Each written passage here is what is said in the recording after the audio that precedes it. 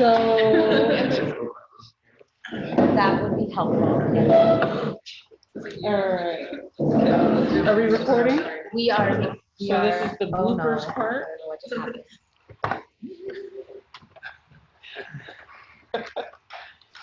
All right. It should be. Oh, it says not responding. What's happening? Okay, now it's recording still, so Okay. that's good. All right, and the thing doesn't have to be just like all up in my face. All right, we can maybe push it back so it's not so close. So I heard Pampi talking about it a little bit. So co-direct doesn't mean that this is all about me. So co-direct is just our catchy name for people to have a chance to have more in-depth conversations with the entire team. So just quick background, when we first started doing open member meetings, it had always been our intent that probably about a good 20 to 30 minutes would be organizational updates. I believe I heard Pompey saying earlier, we have a commitment to co-creation. This is member-led. And so that means also, not only do you need to be informed about investments and some of the other votes that you're making, but when it comes to decision making with your organization, you need to be informed of other aspects of your organization as well. What has happened over time as we've kind of focused on things like what our standards are going to be, so having conversations about our standards, and now having conversations about community needs. That's put a time crunch on the meetings, and so generally we only have the time from about 6:15 to 6:30 to do organizational updates, and that's not enough time. What's ended up happening is we ended up just talking about upcoming events. And so this is to kind of get that time back. So what we've done is we said we're going to just take out an entire Wednesday workshop. And we're just going to take that time back so that we can actually give the updates that we wanted to give. And it allows you time to ask questions, provide feedback, provide input, that sort of thing. So this isn't like director hour, just so you know. This is our first one. It's definitely going to kind of tighten up as we go. But essentially what we've been tasked with is we each are going to have about 10 minutes where we just pick one or two things that we're working on, ask staff, give you a high level overview, and then you have an opportunity to ask questions or provide input. So I've decided to talk about, hi Claudia, do you want to introduce yourself? Hi. We're recording also, by the way. Oh, hi, I'm Claudia. She refers. I am a part of the Arts and Culture Member team, and I'm also Excellent, cool. So the two things that I think that I know that I've decided to talk to you about is just a little bit of our community presence. So just to let you know, we've been invited to participate in a lot of different conversations over the last couple of months. And so just to kind of hip you to what we've been doing. Yesterday in our event edition, you might have seen, if you scroll all the way down to the GMO appreciations, we thanked Northeastern's Black Student Organization that invited us to their first Black soiree to talk about our vision of the Afro future. It was lovely, it was beautiful, completely student run, beautiful night. And we were on a panel with a gentleman named Sabelo, who's looking at kind of like race-based bias and AI at the Berkman Center and at the Carr Center. There's a woman who's in local real estate. Unfortunately, I can't remember her name, and a doctor. And so they tried to kind of just pick people from different areas and have us talk about, when we think about the Afro future, what's our vision. We also last week joined Berkshire Bank, 3 people from Berkshire Bank, Malia Lazu, who's a vice president she's the president of the Eastern something region. She just recently got promoted when she was first hired. She's the executive vice president of Chief Experience and Culture. One of the interesting things about her position is she's not a banker. It's something that she just very proudly leans into.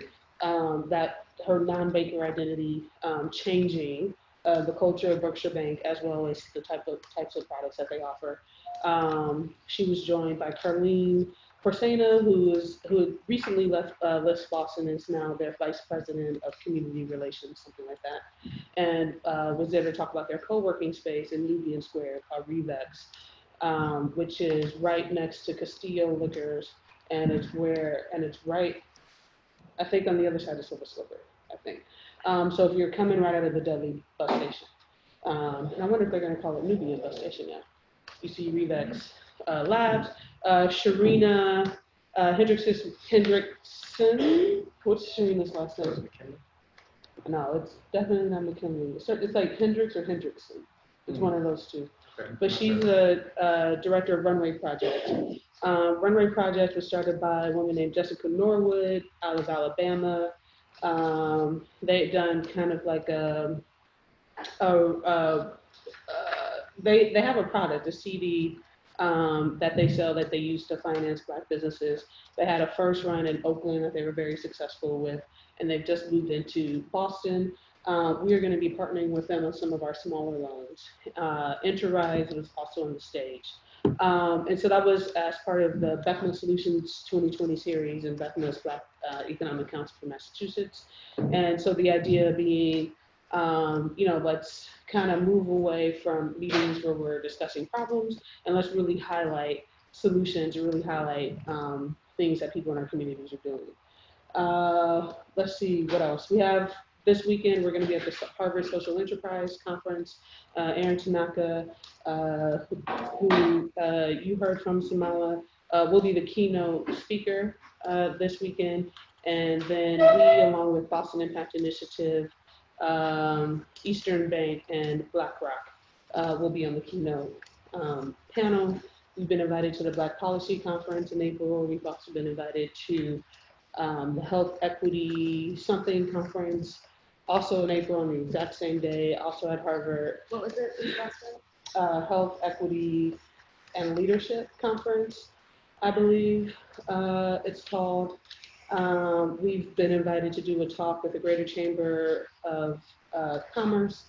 So it's been a busy month. Jenny just did a panel, I think last night or a couple of nights ago, and so we've been really kind of we've been fortunate to have lots of different local communities interested in hearing from us. The second thing that I want to talk about tonight, and what I should also say is we're doing this the first Wednesday of every month. And so we're not going to try to pack a whole lot in when we do these, because we have time.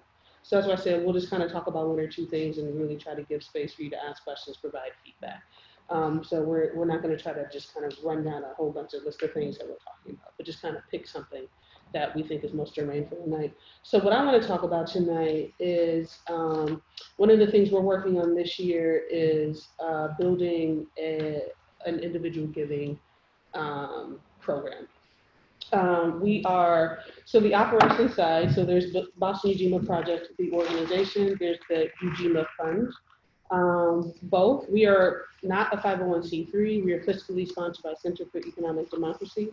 Center for Economic Democracy, as part of its 501c3, is able to host multiple funds. So the Ujima Fund is formally housed there. So that's just kind of just some general, because I think sometimes people kind of presume we have our own 501c3. So this is kind of basic information. We don't. We are fiscally sponsored by Center for Economic Democracy. Because we are fundraising for the fund, we have, since we launched the fund in December 2018, been on 2 tracks of fundraising at the same time. So one is fundraising for the organization, general operations, and then one is also fundraising for the fund at the same time. We are luckily doing good in both avenues. On the general operations side, on the organization side, we are largely grant funded. So we're about 70% grant funded. It is our aim to get that percentage down to under 50% by 2023. So there are a couple of things behind that. One is diversifying revenue. So that should be, I think that notion is probably pretty intuitive for most of us. And the second is just in thinking about an organization's fundraising strategy, fundraising philosophy is important. And so one of the things that we are aware of is, I would say against, or even not against, even with best intentions, you are accountable to who you get money from.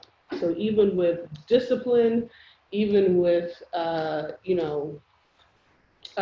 the word? Tough character, you are still somewhat beholden to who is funding you. And so for us, again, if our commitment is to co-creation, if we want to be member-led, what is more ideal is that there is more of a balance of where our funding is coming from, and that less is coming from large foundations, and that more is coming from our members and from community members. And so we are fortunate to be in a position now where we can turn our attention to building a strong individual giving program. We have also been fortunate to have done well pretty past in that category. So we are fortunate that we do have an active and I would say engaged and really supportive membership body and supportive base who have just donated because they have felt moved to. And so now what we're going to focus on this year is creating a program for donors who are interested in cultivating that part of their identity. So donors who are interested in cultivating their role as supporters of organizations, supporters of communities that they live in, supporters of communities that they want to be in solidarity in. So that's something that I'm working on with one UGMA member, James Van Boy, and one of CED's board members who is doing this on a volunteer basis. And so the three of us have started meeting, I think we started meeting maybe in December to kind of craft what the program will look like. We're looking to launch that program in April 2020.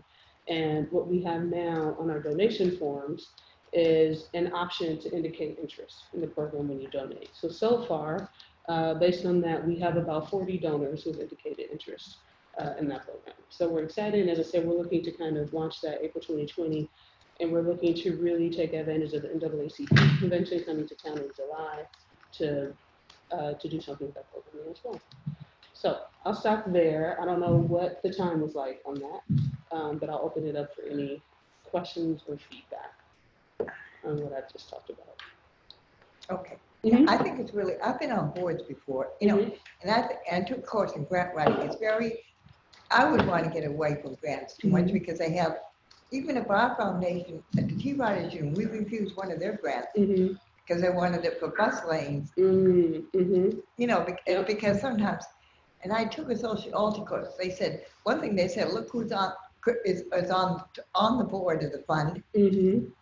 Yep. And the trouble is they give a set of rules, and sometimes the county council would say we can change the wording a little to fit in, but sometimes we have to say shove it. Right. Because they talk about that's how they're, even in a nonprofit, there's control from above. Oh, absolutely. Yep, absolutely.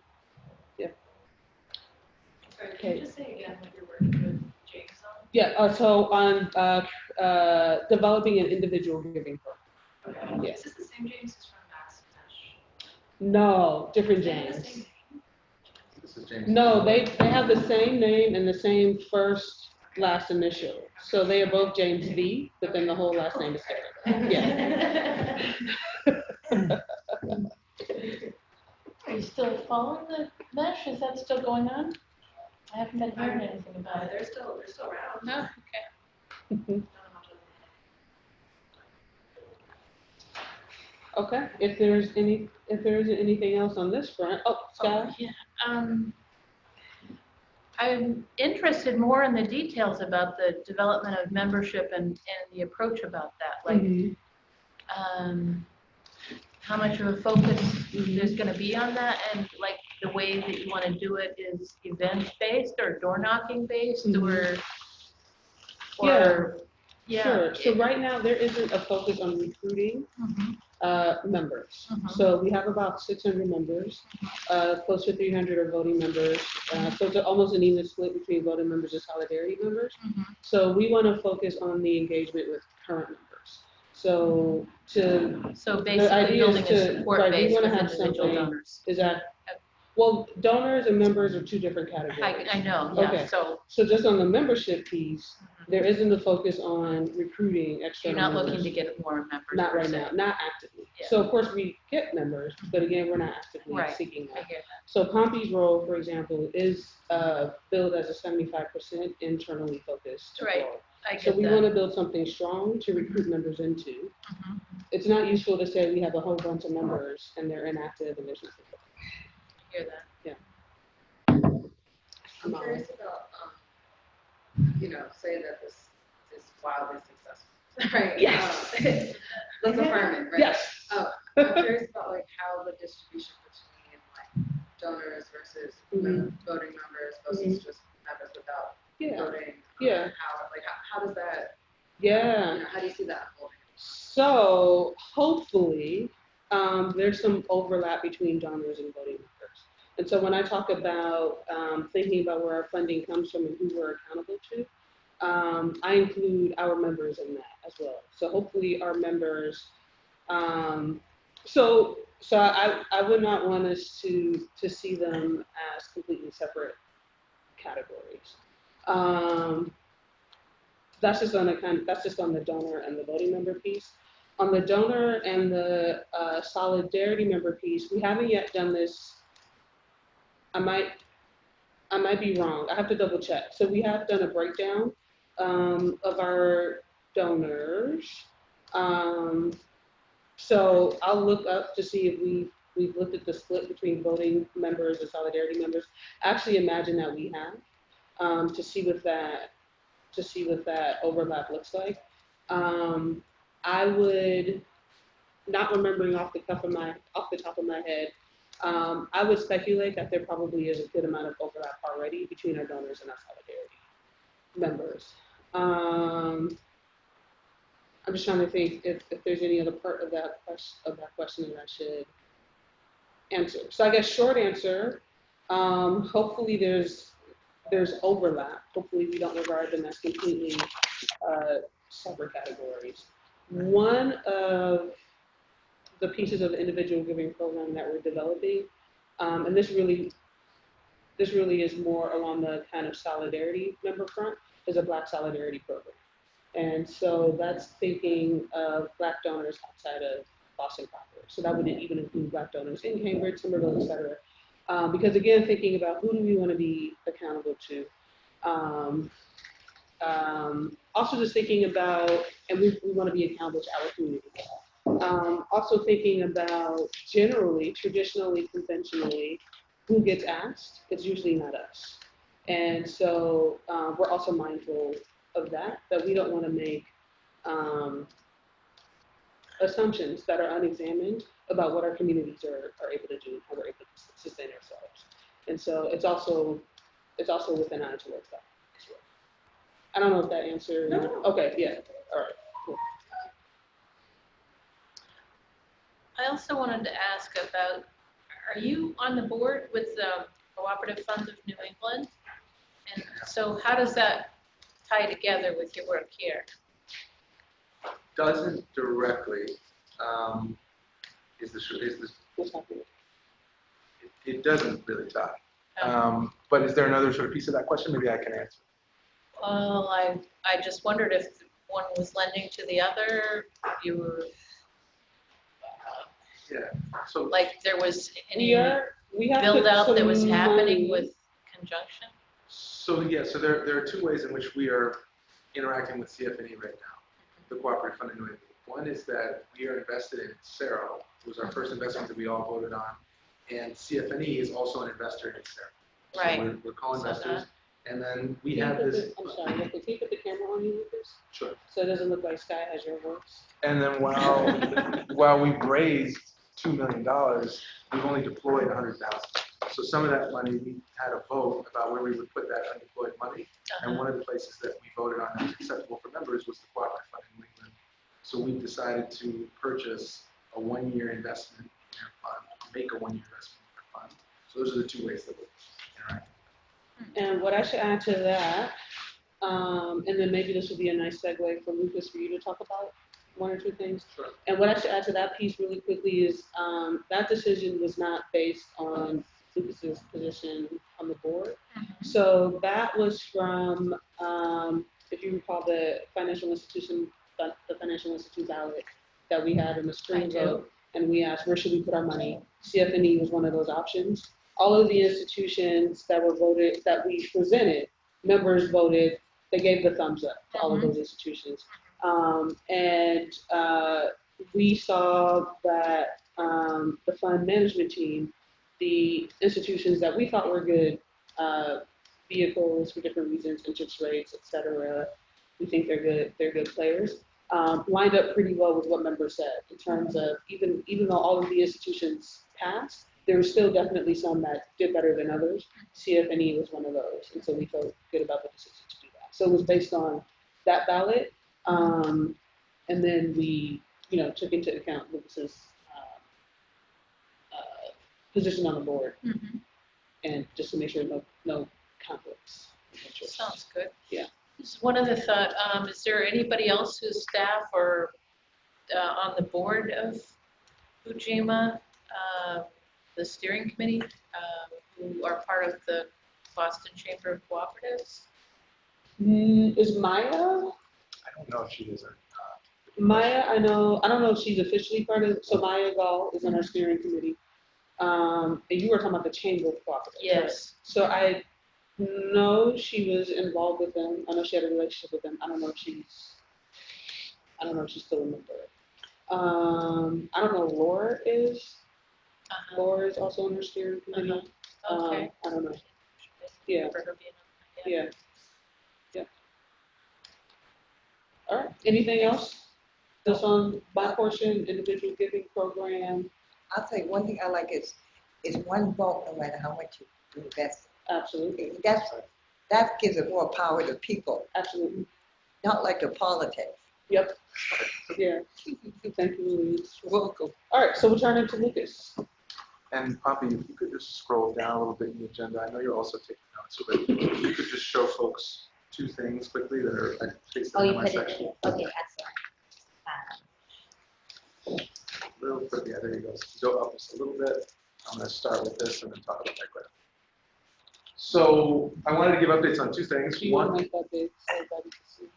Great. I wanted to give updates on two things. One is how much capital we've raised in the fund, and the other thing is our pipeline of businesses that we might invest in, that members will consider for investment. So we have raised, just bear with me for a moment, I pull up my notes. So as of the end of February, we are at $1,948,000 raised into the fund. So we're standing All right. at so, 948,000. So we are standing right at the precipice of 2 million, and we're trying to climb to 5.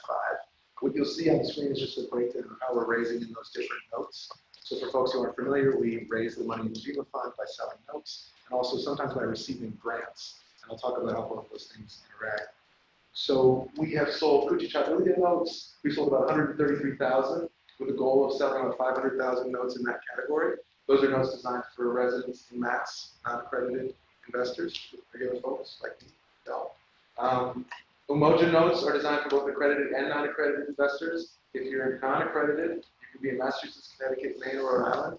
If folks aren't familiar with that term, the distinction is just if you're accredited, it means you have either over $1 million of non-home wealth, or you're in a couple where you make more than $300,000 a year for the last 3 years. So it's a way of talking about wealthy folks. Non-accredited is everybody else. So anyway, those are those two notes. The third note is the NIA note, which is designed for accredited investors, really for institutions like foundations and wealthy folks. And we've raised $715,000 in that category of the $750 we want to raise. And I didn't mention this, but with Umoja, we've raised $1 million. We run away and raised 3.25.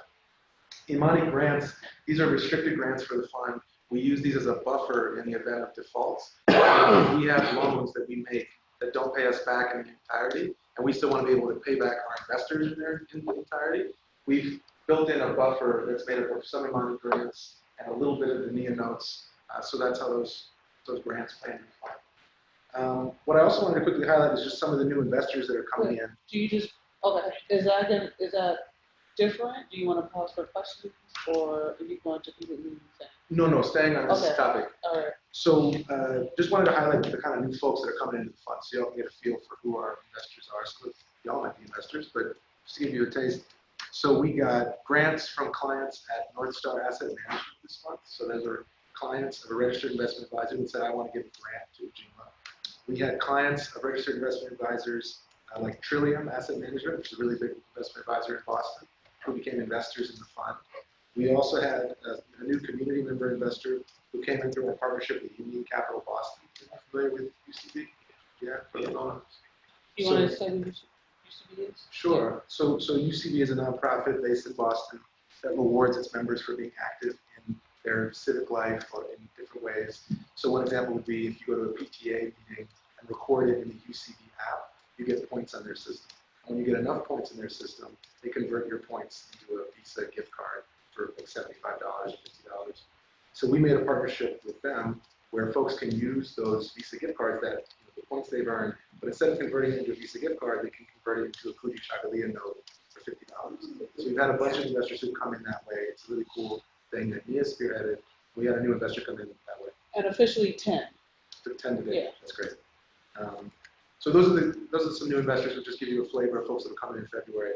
So I'll pause there before talking about the pipeline, which is how we're going to deploy this $2 million that we've raised. If there's any questions. Yeah. And y'all could just like, you don't do This is like that. the like goal number that you have it on the notes, is that for like by the end of this year, is it next year? What's the time? That's a great question. So we originally set the goal of raising all the capital in the fund within the first 2 years. Now we're thinking we might take us 3 years, which is fine, my personal opinion. I'm sticking to 2 years. Okay. So the like 500,000 is that like 2 years from now? That's what you asked. I'm asking you. 2021, my personal thought, but I think if we can get there faster, that's great. We thought, for example, with the Nia note where it said we've raised 715, we want to get to 750, we thought that would be the hardest money to raise, and we've come closest to hitting our target there far ahead of when we thought we would. So these are our best guesses, and we're updating them as we go. Does that answer your question? Other questions about how we're raising or these targets that we're talking about? Just to piece together the individual giving program. So like recruitment for that, like there's members and then there's all these funding tracks. And I'm wondering like where do the members plug into?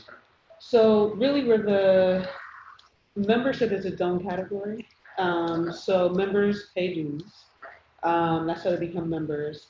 Members can also be investors if they like, and members can also be donors if they like. And the grants that I was mentioning are restricted grants that are just for the fund. But if a donor were to give a grant generally to Ujima for our operating budget, that would be different.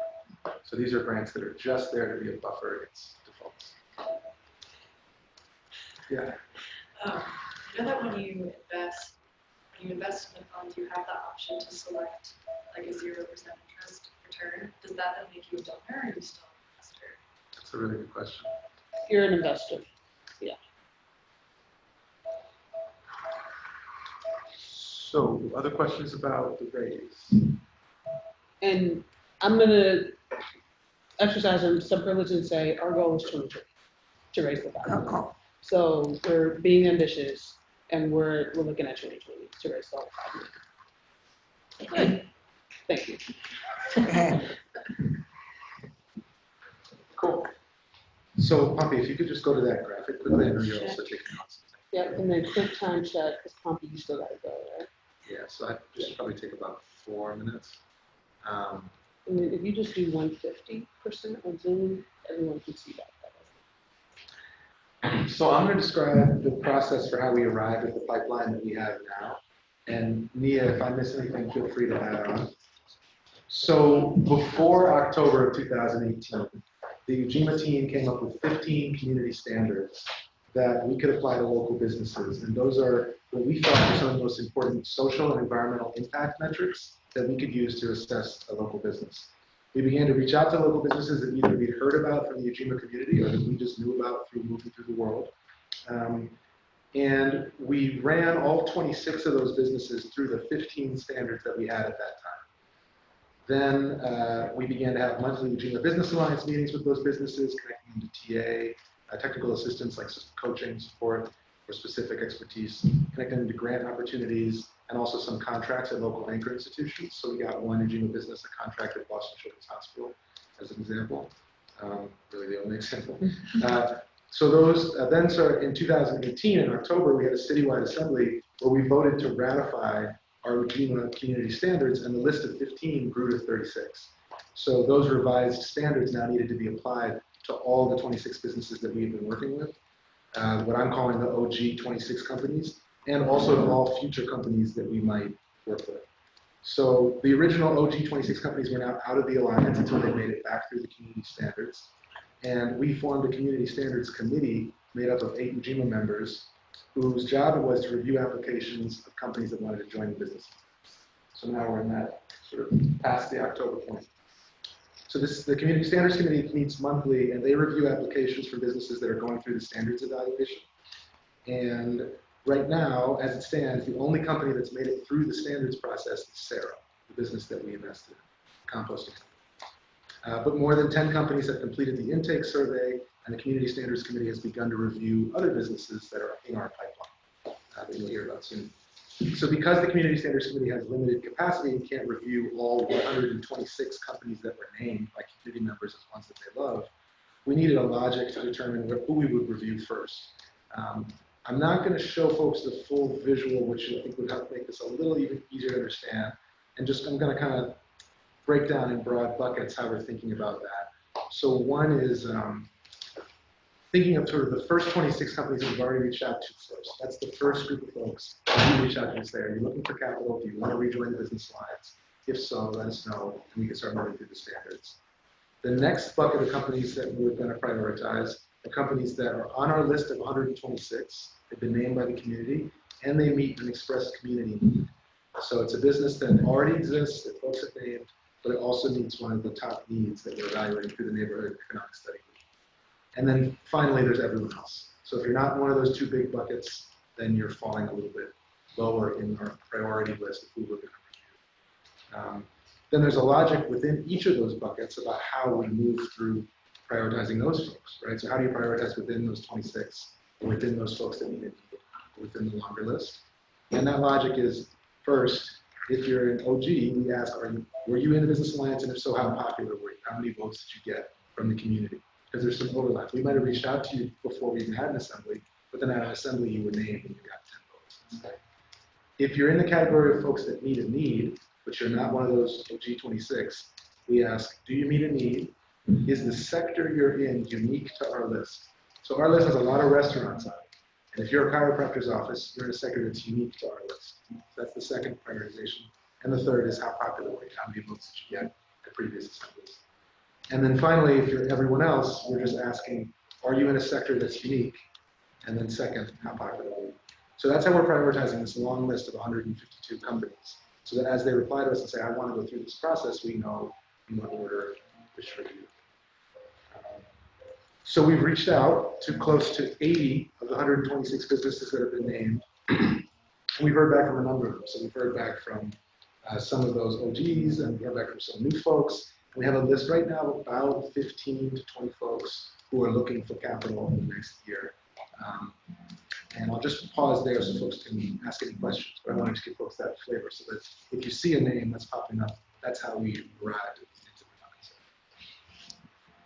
Just had a question if there's any value one versus the other, small, large businesses, like Norma's Catering versus one other company, but Yeah, that's a great question. That's not a criteria through which we would determine who gets considered.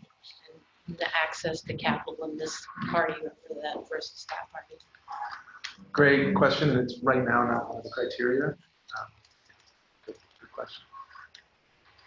So once the feasibility studies are complete, like for the study group, I know that like the goal of that is to find a business that can like meet the need and like plug into that feasibility. So will that business have to be like a member of the business alliance, or like will there be like it will be more of an open process? Will you evaluate like new businesses? That's a good question. So I think that's almost a separate question Yeah. from what this is helping us determine, which is in what order should we review applicants who want to be part of the business alliance, whether or not they need financing, and what order should we consider is one question. The question you're asking is sort of, if we issue an RFP, will we only be considering folks that are already on our radar, or what about new folks? Right. I don't have an answer to that question, but it's a good one. I don't know if you have an answer. Yeah, so the RFP will be open beyond the list. Yeah. What are the smallest and largest tasks that businesses have made? I would answer, so some of the asks are bigger than even we can meet, right? Because we have our own sort of parameters. So we can lend as little as $2,500 up to $250,000. And I say lend because the majority of this is going to be debt investments, but we could also do an equity investment. So it's not just lending. But there are some companies that want to buy a building that costs $1.6 million. We might play the role of providing money that they can have a down payment. So what would we they can- ask of us in a scenario like that? What are they asking us for? They would ask us maybe for 10%. So they'd ask us for $160,000. Right. There are big companies that approach us for as much as our maximum, which is $250,000. And there are companies that have approached us for $10,000. That's a pretty big range. But not any lower than 10,000, even though you're going even lower than that. Sorry, I didn't hear the first part of the question. Even though you're going down to 2,500, no one's asked for less than 10,000 so far. Not to me, not on our survey yet. That's just, I'm saying that in that way because we haven't gotten really detailed with everyone. Some folks have completed a survey and said exactly how much they need. Other folks have just said kind of vague, here's the thing I would use the money for.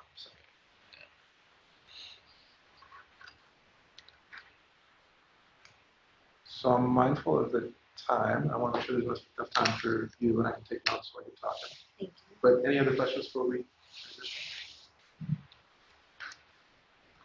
Oh, Yeah. I'm just curious about like the communication of these updates and sort of where you're at and just sort of how does I'm a little fried right now.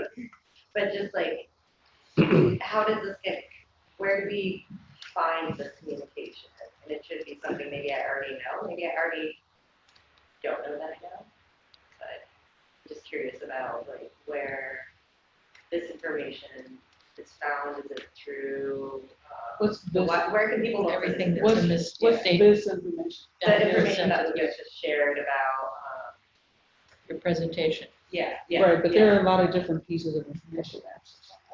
Like, what do you mean by it? Because, for example, the notes you can find on our website. Oh, yeah, yeah, yeah. So our Like it's minimum, more like our maximum, updates. so there's so many different pieces. Okay. Yeah, I think like kind of like updates, like Mhm. updates on the, like that were almost 2 million, but also just kind of thinking about the, I thought it was really interesting the way you were talking about, where we're at in terms of the different funds, and that was making me think about it in sort of like an infographic sort of way, and I was wondering how that gets communicated, or what sort of visual languages you use for that, if that makes sense. No, the question makes sense. Yeah, I don't personally have an answer.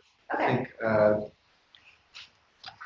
I think that's a great thing Yeah. for us to think about, for you to guide me and think about, and to be the analysis. Yeah, that's all. Yeah, so we've communicated our milestones. Mm-hmm. So we've done kind of, Yeah. you know, where we've hit 500,000, we have 100 investors, we've hit Yeah. 100,000. So we communicate the milestones. I actually don't think that the information about what we've raised in each fund is actually that. Doesn't matter. I mean, we want 5 million. So Yeah. if, for example, we end up getting more NIA notes, I don't know that we're gonna say no. You know? Yeah. So that's what I'm maybe, saying, like, yeah. the different pieces, the type of information is important because some of the different pieces of information, I don't think are so important to be communicated. Yeah, Constantly. I think it was like interesting sort of, well, Yeah. we kind of stepped out for a second during like the pipeline conversation, but I was just thinking about the way that it's like sort of network all comes together to like a whole. Right, absolutely. Yeah. So yeah, so we've Yeah. done some, like I said, when it's different milestones, we've communicated that out. Yeah. So we've sent that out an email, we put it on our social media, so we'll continue to do that. Yeah. And if I were to do this again, and maybe I will do part of this again in April, I can show folks the visual for this list and how we're actually chunking into those 3 buckets I mentioned, of the OGs, the folks that meet needs, everyone else, this idea of sector uniqueness. And actually, there's one last thing I should say. The point of that is, if we only invest in restaurants and the economy has a recession, restaurants get hit differently than other small businesses. That statement's, you could poke at that statement. But let's say that's true, and we want to have a portfolio that's made up of different types of companies so that it's a little more diverse or resistant to that kind of shock. So that's the logic there. So I will pass it over to you and take some notes. Thank you. Terrible. Okay. I think my stuff is here. Okay, so yes. So as member organizing manager, That's nice. It's beautiful. I feel like I'm riding a horse.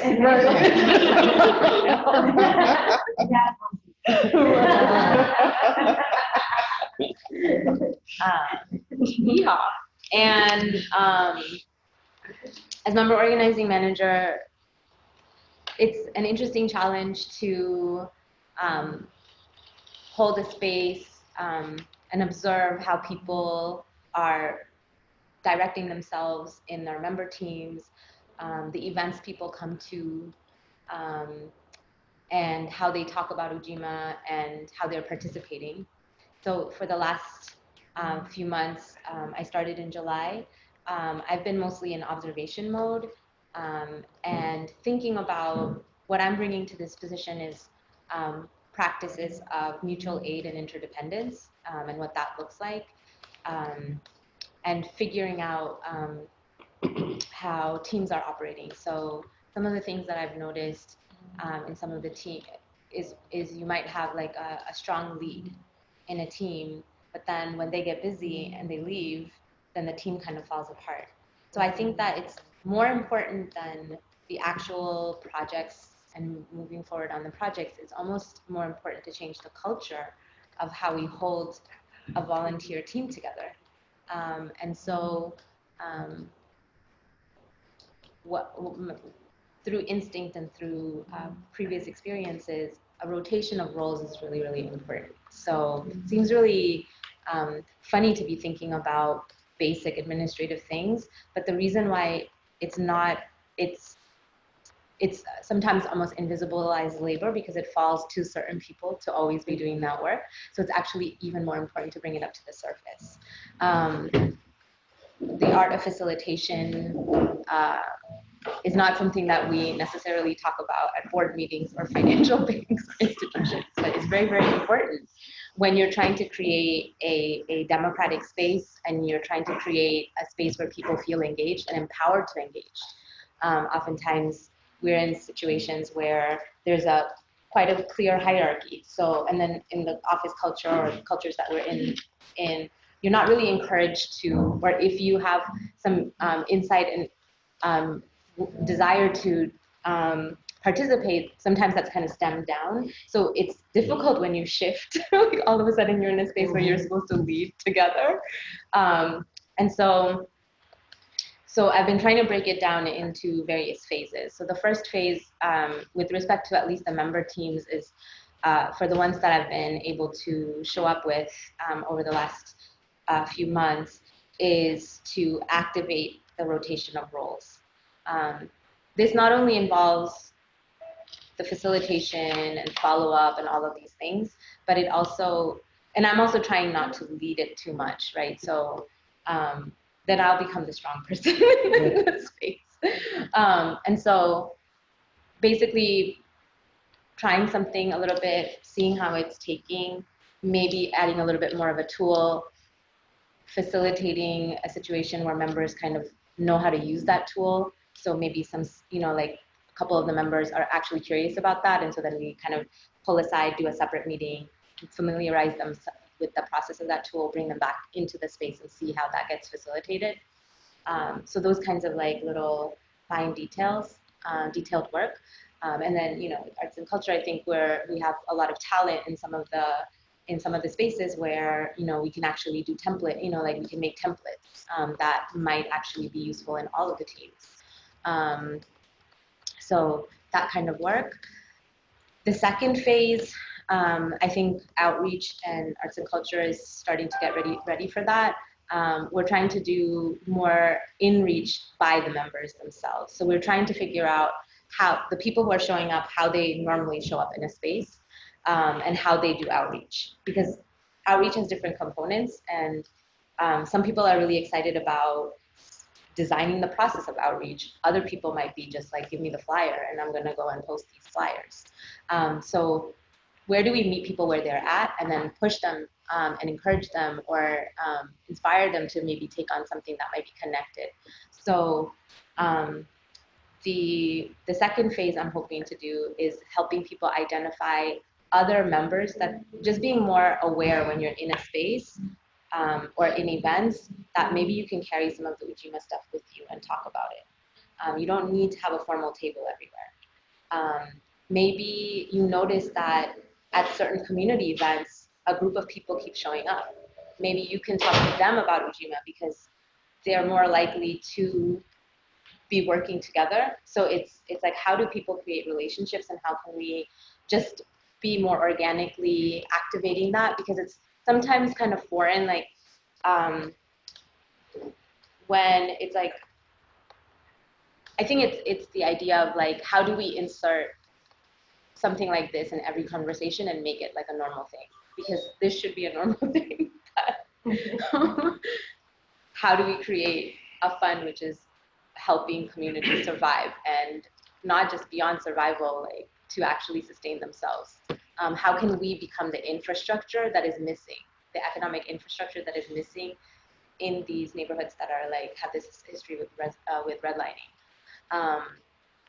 So that kind of, so this might look like reaching out to some of the members who signed up for our member teams who've not been able to show up on Wednesday meeting, but maybe reaching out and telling them what things have been happening with the team, what they're interested in, how they might be invited back into the team, how they might participate, to make it a little bit more like a regular conversation so that we're not just working with the people who can show up on site on Wednesdays. The second bit, so in addition to this, one of the things that happens is member teams are kind of working on in their separate spaces, and so I'm trying to encourage once a month people providing me information about what they've been able to accomplish with their team, so that we can create a zine that's again member done, where members can communicate about how their teams are doing and like if they need support with this, that, and the other. And it's just something that you can read about and be aware of all the different teams and all the beautiful work being done. Finally, related to that, this larger, because right now I've been going from member team to member team, one of the things that I'm excited to activate is end of April, we have a 5th Wednesday. Usually we only have 4 weeks for our months. This 5th Wednesday, I'm going to be doing a workshop that is going to encourage anyone who signed up for a member team to come to help us think about what's been working, what they'd like to see, or need a little bit more support on in order to be better member-led. Like what allows us to be more sustainably member-led. And so I'm trying to work by making personal calls to different members and checking in with them and seeing how their experience with Ujima is, all the way to this final workshop series that I've been working on, which is using the expressive arts as a popular education tool to discover where our values are. So it's called Pathways to Reconciliation, Restitution, and Reciprocity. and it's a 3-hour expressive arts workshop, which allows us to think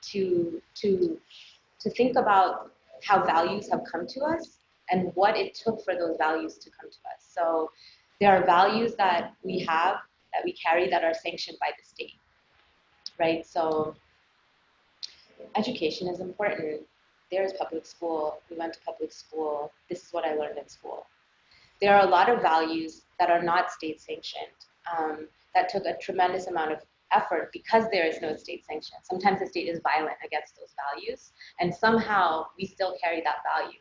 So it's a way to track back to all the people that helped us have these values today, and to talk about the weightedness of what these values mean and how we're negotiating values when we're in relation with each other.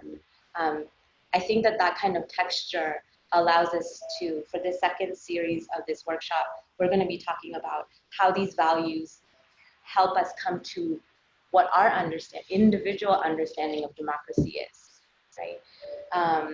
And just sit with that a little bit, and figure out ways that we can use that wisdom and that learning, because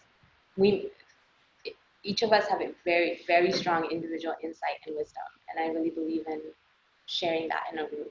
So these types of processes allow us to go deep, because we're like usually running around using talking. So expressive arts allows us to use other modalities to release some of the stories, and be able to shape together things that I can't come up with, that other members might be holding, wisdom that they may be That was exactly 10 minutes. Yeah. Okay. Turning clock. So maybe, can we do just a little bit of extra time, just in case it's a question or feedback? I'm so interested in everything that you just said. I just so many.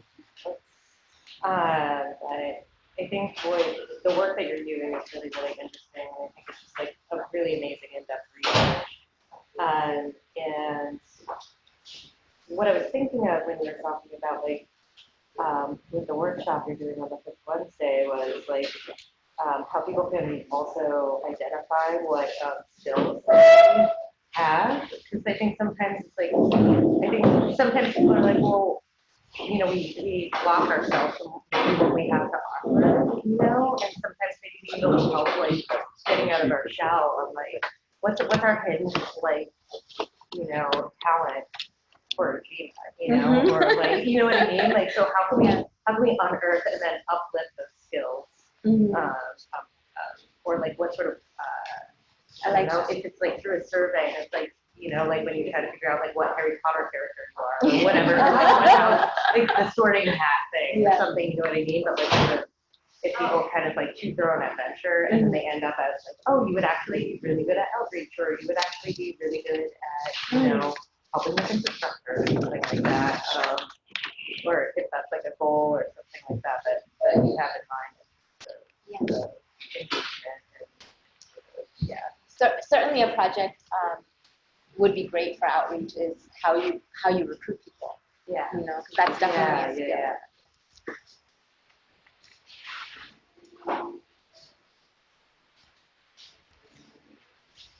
Anything else? Yeah. Well, I'll take that. Oh, Generally, I really appreciate you are taking the time to get sort of updates. And it's great to see how you are. cool. Thank you. And as I said, like this is just kind of loose, so it'll tighten up as we go along. So one thought that just occurred to me is you should probably also just feel free to email us questions in between now and the next one, so that we can think about what we can craft for the next update. So it can help us actually think about what topics are top of mind. All right. So we're going to stop recording. We break out.